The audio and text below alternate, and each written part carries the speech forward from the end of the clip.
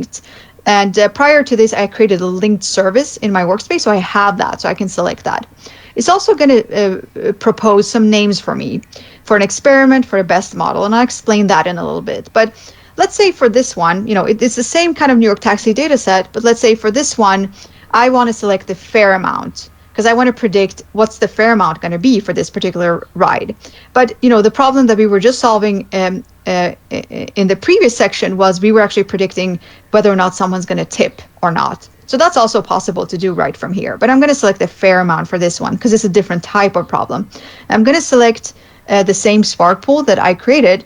And what automated machine learning kind of does for you is that it goes and iterates and creates a bunch of runs. So it's going to pretty much, during the time amount that it's given, it's going to go and train a bunch of models using a variety of algorithms. In the previous section, we were using logistic regression, right? But in this one, for this particular problem, it's actually going to go and try lots and lots of different algorithms, and it's going to train lots of models, and it's going to save all those runs under this experiment name in my Azure Machine Learning workspace. So I can kind of go and look at all the runs. But what it's also going to do is that it's going to go and compare all these models, and it's going to, based on the metric that I give it, let's say I give it the AUC, it's going to go and compare the AUC for all of these and give me the best one. And in the Synapse experience, we're going to go and take the best one and we're going to register it automatically in the Azure ML model registry. So if I provide these details and I click continue, it's a 3-step process. I go to the second step where I have to say, what is the problem you're trying to solve?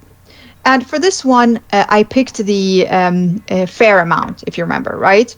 So if I take a look at the different types of models that AutoML can help me with, it can help me with classification, which pretty much decides, yes or no, is it going to tip or not? That was a problem we solved earlier, right? So that would have been a classification problem.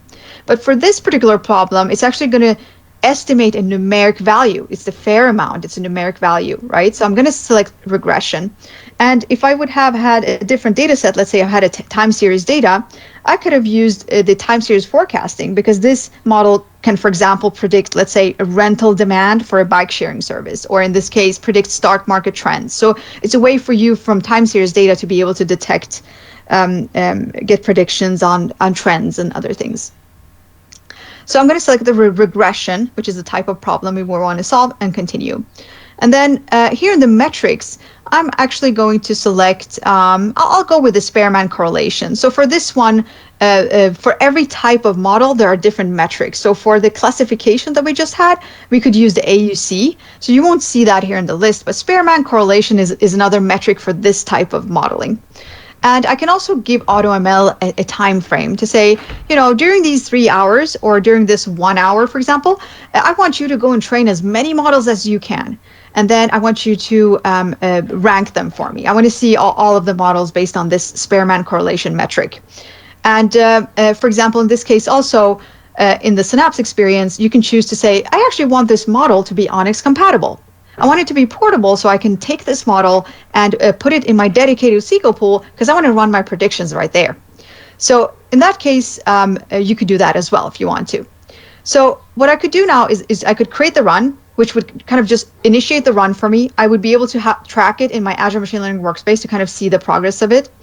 Or I can choose to open this in a notebook, and I can run it myself when I want to. So I can actually run all the cells in this notebook if I want to. I attach it to my Spark pool and kind of do this. But I just wanted to show you this step to show you that easily you can import the Azure Machine Learning SDK, the libraries from Azure Machine Learning.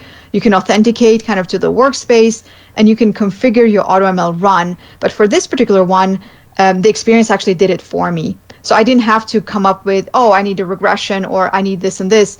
But what I can do is that I can actually add additional parameters here. If I go and read up on AutoML, I want to add more settings, I can do that right here. And what this can produce for me is then a model that I can use. And I could use that model then, for example, to score and get my predictions in my dedicated SQL pool. And we actually have an experience for that as well. So I actually ran AutoML previously, so I already have a model from this, and because the run also goes and creates for you registers the best model in the Azure ML model registry. So you see that here on this line.